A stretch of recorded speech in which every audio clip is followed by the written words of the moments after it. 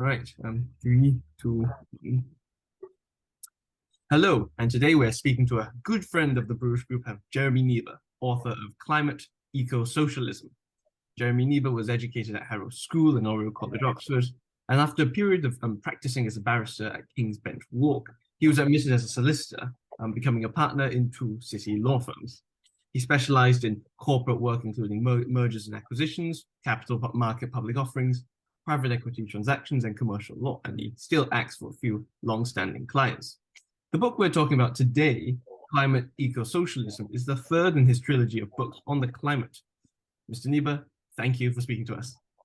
I'm very grateful to be on your program and for being interviewed. Thank you. Thank you. So I guess just to start, what would you say is the premise of your third book on the climate, on eco-socialism? Well, the premise is a very simple one. The fundamental thing to get hold of is that the notion that human emissions of CO2 into the atmosphere are causing and will cause dangerous global warming is utterly false. It's known that it has been since 1900 that above a certain level of density of CO2, CO2 has used its powers to absorb all the available radiation from the Earth completely, except for negligible amounts. And by the time you get to half the present density of CO2, it's not absorbing any radiation to an extent which would be noticeable. So it's based on something that's fundamentally false. Now, how was it that this took hold? What happened was that after the Second World War, the concern about the environment, which had existed since the Industrial Revolution, it took on various forms. The most important, I suppose, the most important book was written by a chap called Vogt in 1944, called The Road to Survival. I think it's called that, where he spoke about the fact that the Earth was its resources were all being used up at a terrible rate. And then the dramatic book that made the dramatic difference was a really rather sentimental book published in 1962 by Rachel Carson called The Silent Spring, which spoke about pesticides causing terrible carcinomas and outbreaks of cancer, which were proved to be false. But there was a period from then, round about that time, right up to 1988, when there were various worries about the environment, scares, alarms of various kinds. They weren't pulled together, but they did exist. And it was as if the Industrial Revolution had caused such phenomenal changes as to rather shock humanity as to what it had achieved. What had happened to the impact on nature? What was happening to human resources? What about population? What about starvation due to the astonishing expansion and the number of human beings? And so you had scares like acid rain and the famous scare about the ozone hole, which is nonsense, I'm afraid, just absolute nonsense. It was discovered shortly after satellites were circling the Earth and producing true and verifiable data. And they discovered almost immediately that the ozone layer was a moving thing. And it was moving because, of course, ozone is created by ultraviolet splitting the oxygen atom. So it splits and comes and goes and comes and goes. And those are two of the great scares. There was also the scare about the nuclear winter. If there was a nuclear war, the planet would be covered in soot. And then there was another one. Oh, it's the Ice Age. Good Lord. That was terrifying people. And so there was this a collection of alarms. And what happened in 1988, almost to the month, was that to replace those concerns about the environment generally was introduced this concept of CO2 causing global warming as a result of man's activities. And that was the great change. That's what happened in June 1988. There was a chap called James Hansen, who made a speech to Congress, which is an entirely rigged speech. It's been beautifully described by Christopher Booker. And during the period 1988 to 1992, Maurice Strong, who was an incredible environmentalist, an extremely influential man at the United Nations, he promoted the Intergovernmental Panel for Climate Change, and he set up the Earth Summit in Rio in 1992, which established all these conferences, which are held every year, called the Conferences of the Parties. He was an extreme socialist, and he advocated quite openly the destruction of the open market industrial economies. And that, I'm afraid, is the effect of the global warming dogma, because the only way to reduce CO2 emissions is to eliminate combustion of fossil fuels. And therefore, the threat that we face, and it's getting worse, not better, is are the very basis on which civilized life has developed, to the enormous advantage of people previously held in hunger, in fear, and in want for thousands of years. And it's a very dangerous situation indeed. That's in summary what the book is about. Yes, and I guess a larger point is that, as you pointed out before, there have been all sorts of alarmism in the past. Alarmism isn't new. But no. This sort of alarmism, or at least the conversations and the discourse that's going on around the climate, exists at a much deeper and more institutional level than maybe past sort of quote-unquote scares might have been. It's less of a debate about science, it's less of a conversation about science, and more through aspects of culture and politics much more deeply, I think, than maybe. But the thing about this one is the reason why this is so pernicious is that the earlier scares, all of them were either verifiable or falsifiable. I mean, if a thing's falsifiable, it's verifiable. I would take the ozone layer. It's very obvious that you can prove that emissions of chlorine by human beings do not damage the ozone layer. And the process of formation of ozone does result in the coming and going of the density of ozone. It can be proved. It's an existing thing. So you can cope with that. You can actually examine it, see what the evidence is, test it, verify it, or falsify it. The same goes with all the others, soot in the atmosphere and so on, the ice age and what was the other one? Oh yes, carcinoma and DDT. I mean, that was just nonsense. Rachel Carson said 1 in 4 Americans will get cancer due to pesticides. It's absolute nonsense. But it was verifiable, you see. You could show. Acid rain was another one. It was shown that the scare about acid rain, it was shown that wasn't at all to do with carbon emissions. It was to do with runoff from forests which were being cleared. And beautifully described by Rupert Darwell in his book on this whole, all of these scares. But the point about it was they were verifiable. When the CO2 myth, the dogma was published and started, they knew that provided they stuck to future hypothetical modeling, that their comments, they could not be challenged scientifically because they were based on futurology, entirely on what they said their models were telling them about the future. There has never been, and is not, any evidence produced by the IPCC of the scientific basis for global warming being caused by increased emissions of CO2. At any time has that been published? Never. There's no historical basis. The historical and scientific basis is all one way, and that it is not possible for CO2 to have this effect, simply because it has used up its capacity to absorb all available radiation at levels of 50% present densities. And the secret of this scare is it can't be challenged because it's all of it is a future hypothesis. And it depends on fear and guilt, and of course, colossal deception.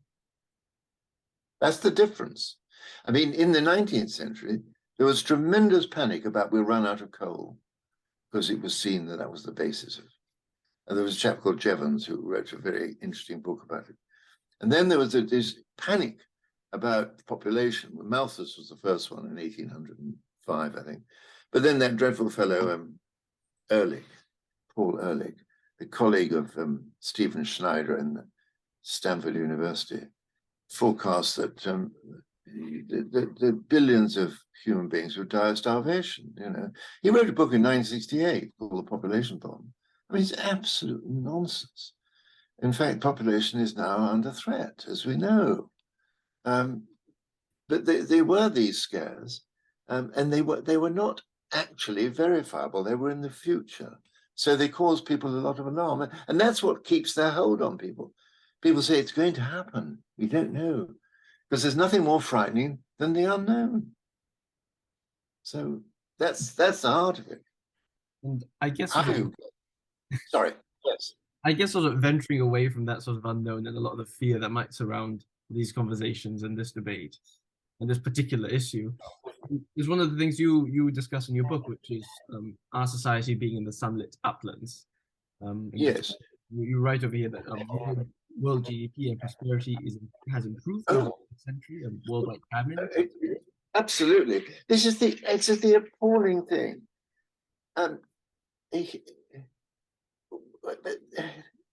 People are so ungrateful for what Providence has done over the last, well, since in England, since 1800, and the rest of the world in the last 100 years. Just think of the transformation in people's well-being. Let's take an example. You know, in Malaysia, for instance, you know, the level of existence with the incidence of poverty, tyranny, famine, want, fear, superstition, you know, it's appalling. You know, it's only very recently that we eliminated smallpox, but we have eliminated smallpox completely. And polio, when it was last assessed by the World Health Organization, there were only 6 reported cases of polio. You know, they've got a note here, world GDP since the Industrial Revolution has multiplied 100 times. I mean, even 70 years ago, people couldn't have imagined how we live today. And we're so ungrateful for what is real. The product of industrial civilization has been liberation of millions and millions of people from fear, want, and hunger. And Churchill, I mentioned that because it's such a lovely phrase. In the middle of when France was in the grip of the German invasion, he made this wonderful description of what the world could look forward to once we've faced down tyranny and ignorance.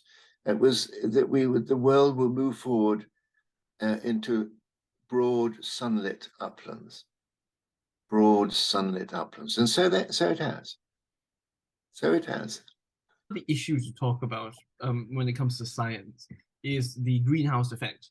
And you're right that no distinguished professor having expertise and experience in infrared spectroscopy as a leading scientist who would stake his career on the existence of conclusive evidence of global warming induced by rising CO2, due to the human combustion of fossil fuels. And could you expand a little on the science of this? You write that it's an assault on the open market and the liberal democracies behind that hides behind a sort of a mask of virtue. The quick answer to the last part of that question, which is a very big question, is that you judge the cause by the effects. The effect of eliminating CO2, decarbonization, is the collapse of Western industrial civilization. There's not a word I used. It's the word that Maurice Strong used. Maurice Strong said, surely we must work for the collapse of industrialized civilization. That is what he said in a published interview. I think it was on the radio and was recorded as well. Now, how is that to happen? Very simple. A gas which couldn't be tasted, couldn't be seen, couldn't be measured. Pick on that, because CO2 does have an effect on warming. It does have some effect on warming, but not on increased warming. Its effect on warming as a minor greenhouse gas, a minor partner with water vapor, which works in this way. The Earth receives a radiation from the sun in the form of short-wave infrared radiation, as well as ultraviolet and gamma. They're dealt with higher up in the atmosphere. But on the surface, it's short-wave infrared radiation. Now, most of this gets dealt with and transferred back in various ways, including by evaporation and conduction and so on. But about 18% gets radiated back. Radiation is a different form of transfer of heat to evaporation and conduction. And radiation works by electromagnetic waves, long wave infrared electromagnetic radiation. Now, of this 18%, 12% goes straight to space through what we call the atmospheric window. It's between 8 and 13 microwaves, micrometers, where there's no absorption by any greenhouse gas. But 6% is absorbed mainly in the 15 micrometer wavelength band. I won't go into the details how that works. It is fascinating. The electromagnetic radiation is emitted in quanta, that's in precise packets. They're not in a continuous stream, packets, quanta. Max Planck discovered this. And then it at the right level of electromagnetic frequency, it interacts with the dipole moment, that's the positive negative electric charge of the CO2 molecule and of course the water vapor molecule. And in so doing creates heat. Now that heat is then emitted and then reabsorbed as electromagnetic radiation, and then is re-emitted and absorbed and re-emitted and absorbed as the molecules rise to the stratosphere. But that only happens within very defined wavelengths. And once you get to a certain level of density of CO2, it has absorbed all the radiation in the 15 micrometer wavelength band that it is capable of absorbing. It's absorbed it all. There's no more radiation to absorb. If you want the greenhouse effect to increase temperature further, you have to have more wavelength bands, and there are none available. There's some very minor ones which I didn't trouble you with, but which have no effect whatsoever on the greenhouse effect. And that is why there is no increase in temperature, because all the radiation that's available is absorbed. And you want to bear one more thing in mind. Within this, there is a peripheral bands, the 14 to 16 bands, they're available as well, but they don't make any difference to what I've just said. But in the 50 micrometer band, water vapor takes precedence over CO2, as it does in all cases where they're in competition. And it has 65% of the greenhouse effect within that band, and CO2 has just 35%. But even so, it's quite significant. 35% is quite significant, far more significant then the amount of CO2 actually is in the atmosphere proportionately. Because it has 35% of an important wavelength band, which is quite near the height of the radiation spectrum. So it is significant, but it's very limited. As a result of CO2's minor work with water vapor, the Earth keeps a temperature of roughly 15 degrees Celsius as an average. And that is what it does. But you can't increase the temperature by increasing CO2. It's impossible. It's rather like spilling a cup of coffee on a countertop. You spill a few drops of coffee, and you pull off a bit of the paper roll, what they have in kitchens, and you start mopping it up. And after the first 3 or 4 sheets, it mopped it all up. There's no point tearing off sheet after sheet of paper and putting more on. It doesn't absorb anymore. There isn't more to absorb. There isn't any more to absorb. It's just the same with CO2. You have CO2 10 times present levels, it wouldn't make any difference. And we have in the geological past, have had such levels, 10 at least in the earlier period and 5 to 8 in later periods. I'm sorry I've been going on so long about it, but not to worry. I think that's clear. It's very interesting insight because it provides a very different view to what many people might understand, maybe around Yes. a lot of the rhetoric that people are hearing around Yes. climate change. Let me explain one thing. The greenhouse is a misnomer because what happens with the greenhouse is that the sun's shortwave radiation comes in through the glass, so it can get through the glass. But when it comes to reflecting it back out, it can't get through the glass because long-wave radiation, infrared radiation, doesn't get through glass. And that's why it heats up. It's completely different. So it's not like that in the atmosphere at all.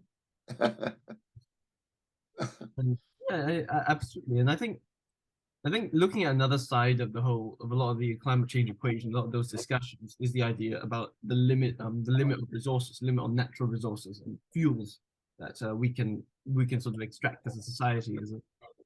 Yes, that's a very interesting thing.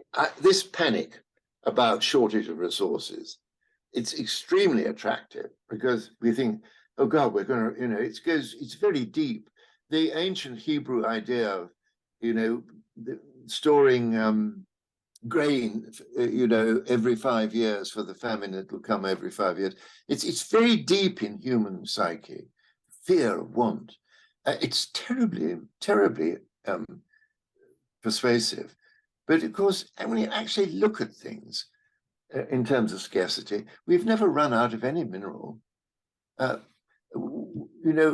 It's a wonderful thing that Thomas Sowell quotes. He quotes that in the first 2 decades of the 20th century, we used 10 times more, we used more energy than the whole of the human race had used in its entire existence. And yet, in 1950, then in 2000, there was 10 times more available energy resources than there had been in 1950. Now, the key thing is,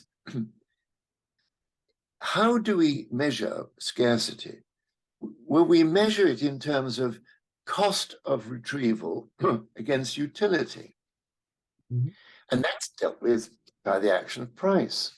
And what happens is human beings abandon energy if it's too expensive, too inaccessible, too inconvenient, too dangerous, whatever.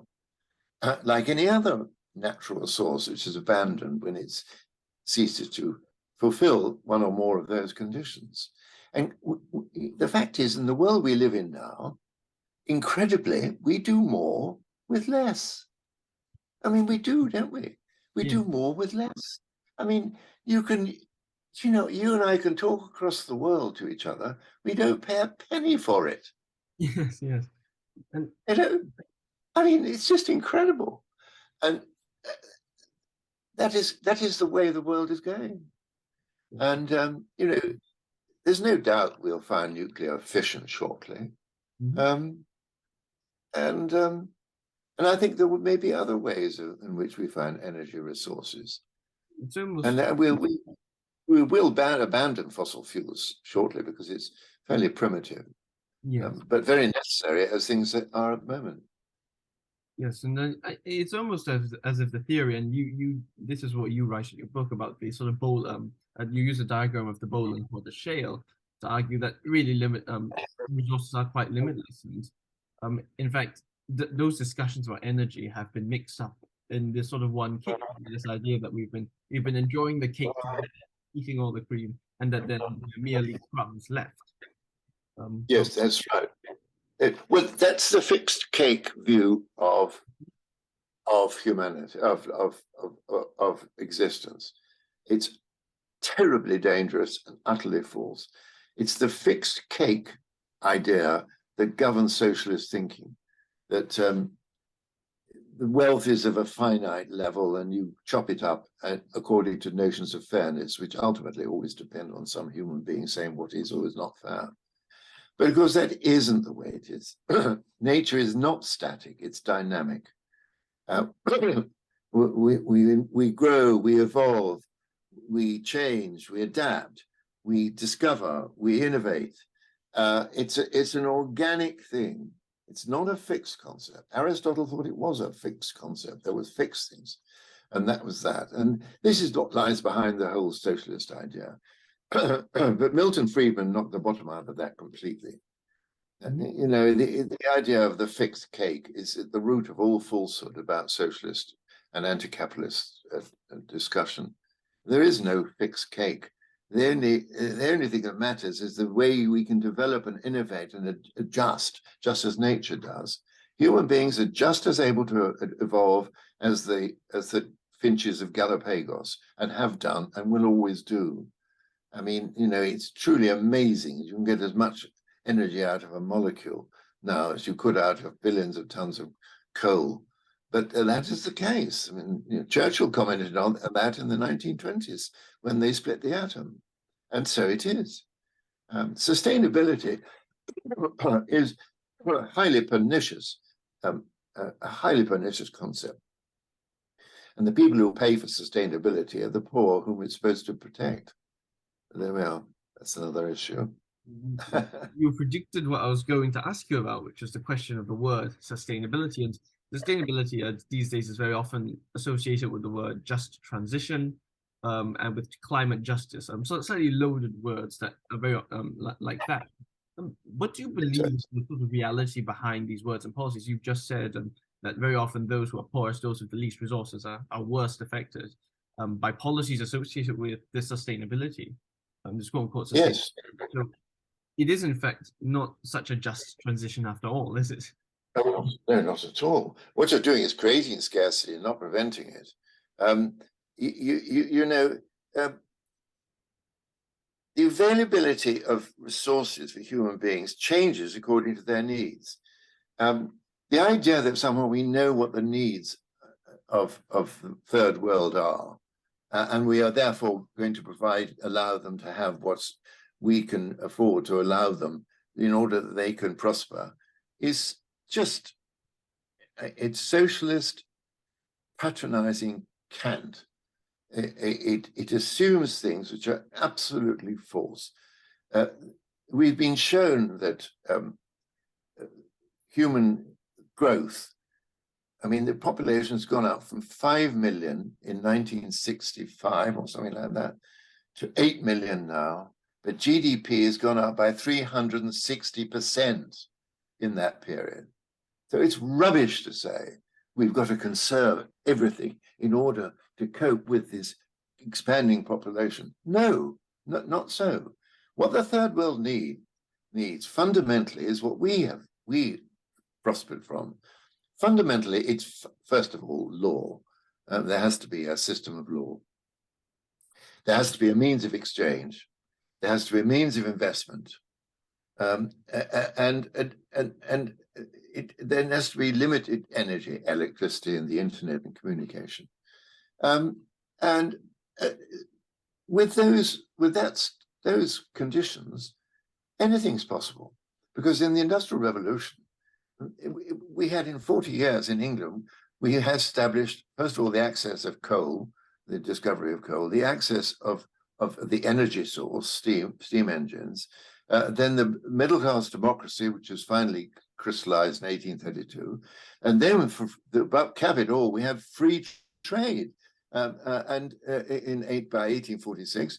And then the development of sophisticated banking institutions and stock exchanges. Stock exchanges were springing up all over the United Kingdom, in all the various cities and towns, not just in the city, and all within 50 years. And, you know, it was a miracle. But you need those, not all of those conditions, because China's done it under a tyranny, but most of them. And so sustainability is the fixed cake view of life. It's absolutely false.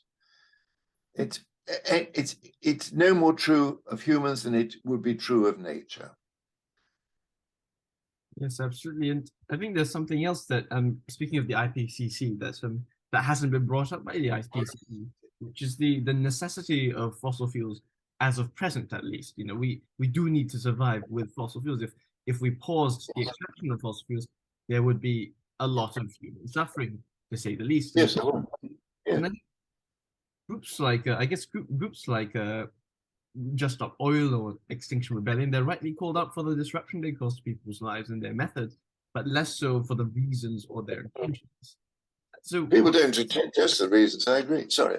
So why don't you think this is made clearer to the general public, and that this message that actually... No, because they're drugged with this idea that somehow they're pro the environment, and there is such a thing as climate change, and we're doing terrible damage to the climate, and we're damaging the atmosphere, and we are cause of our own, we're creators of our own disaster. It's all complete rubbish. It's rubbish. Extinctions don't happen in periods of high CO2 content. We're not in a period of high CO2 content. We're in a period of CO2 famine as it happens. And we need to treble our CO2 levels if we want to be sure of combating hunger, and because of photosynthesis. As for stop oil, it's just ludicrous. The chemical industry will collapse. I mean, it's insane. You know, renewables is a complete illusion. It's an illusion. It will never provide the needs of an industrialized society. And that's why the socialists are so keen on this global warming phenomenon. They've said in terms that this is not about climate change. This is about revolution of society. You've read in my book, I won't waste time looking it up. I mean, the statements of German economists, socialist economists, saying that you must understand that the climate change, the climate issue, is no longer about the environment, it's about changing society. He said so in terms. Yeah. I mean, it's no good pretending that it's not happening. It is happening. The question is, why do people ignore it? And the answer is because they will not face the reality of the truth. You know, they don't face what is in front of them. You know, there isn't a single scientist of distinction with experience in spectroscopy and infrared long-wave radiation, with knowledge of CO2 molecular behavior, who could conceivably support this appalling deception. Not one. As for this 97% of scientists, that's a fabrication, a wicked fabrication. It's been exposed a number of times. Yes, I don't know how you get people to listen. My book is clear. My books have been clear. They've been highly praised. One went to first bestseller. But one can do no more than one can do. Yes, I think after all, we all have to remember that a transition, that sort of energy transition people are looking for, does not mean jumping off one and jumping to the other. Oh, no.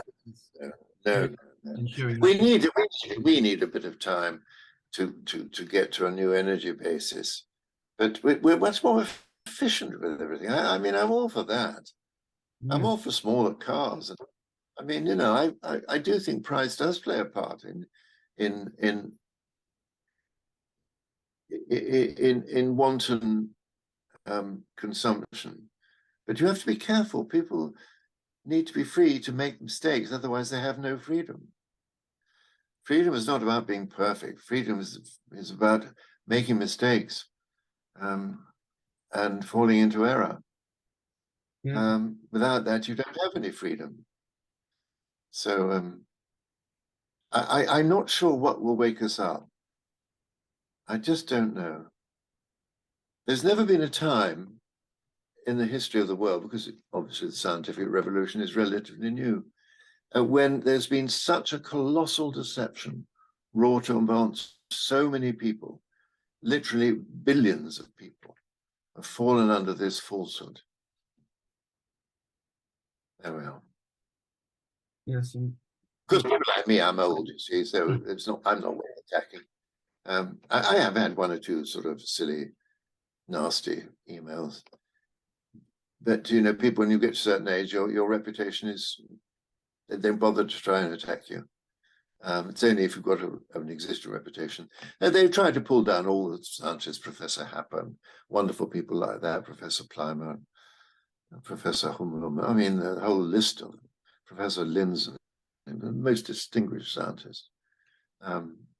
Terrible. Well, I'm very grateful to you for the opportunity of speaking about this.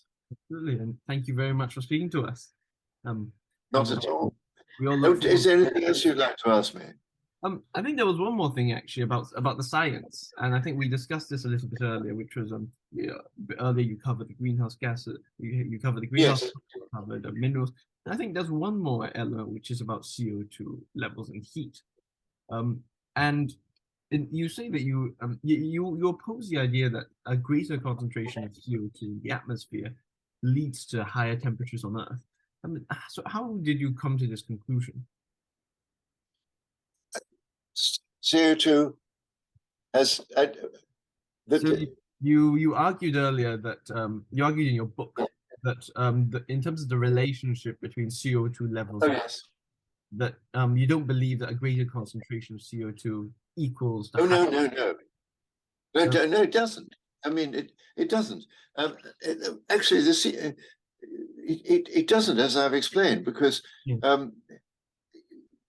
CO2 is an absorbing agent of radiation, right? Just like the paper towel is an absorbing agent for the coffee. Yeah? Got that? But when you've absorbed all the coffee and all the radiation, there's nothing more to absorb. You can put more CO2 in, but there's nothing more for it to do. Do you see that? Yeah.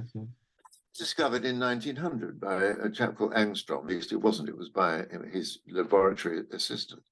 And they discovered that they did in reverse. They found that as they reduced CO2, it wasn't making any difference to the radiation that was being absorbed until it got to a very low level. And then it made a difference. And they realized it was only at a very low level that CO2 you only needed very little CO2 to absorb all the radiation there was, infrared shortwave radiation. And that's been known since 1900. And the great archpriest of global warming, he knew that. Called Schneider, Stephen Schneider. He wrote an article in 1971 with a very distinguished scientist called Ishtar Razul, who was chief scientific advisor to NASA at its Goddard Space Studies Institute in New York. And they confirmed this. They said that once you get over a certain level, saturation of CO2 means it can't absorb anymore. There won't be any runaway global warming due to CO2 increase. He wrote those words in terms in 1971. And then he became the archpriest of global warming. Can you think of a greater level of hypocrisy or wickedness? It's truly wicked. It's evil. Because as a consequence of him and Hansen and others, they've put the world under fear and guilt, and that modern economies in peril of their existence. Children are terrified. Some young mothers don't want to have children because they're worried about the world they're bringing their children into. There's an existential threat to the existence of humanity. And anyone who does that willfully is, to my mind, wicked and evil. Now, there's some attempt was made to suggest that Schneider recanted on that, his article. He did no such thing. That statement was made by a man called Connolly in the Wikipedia, in Wikipedia. And Connolly was found guilty of doctoring all articles on climate change in order to completely distort the account of Wikipedia as to the truth about global warming. He was eventually sacked for doing that, but the result of his distortions are still there on Wikipedia, and this is one of them. And he quotes a reference to a book called, I've got it here, called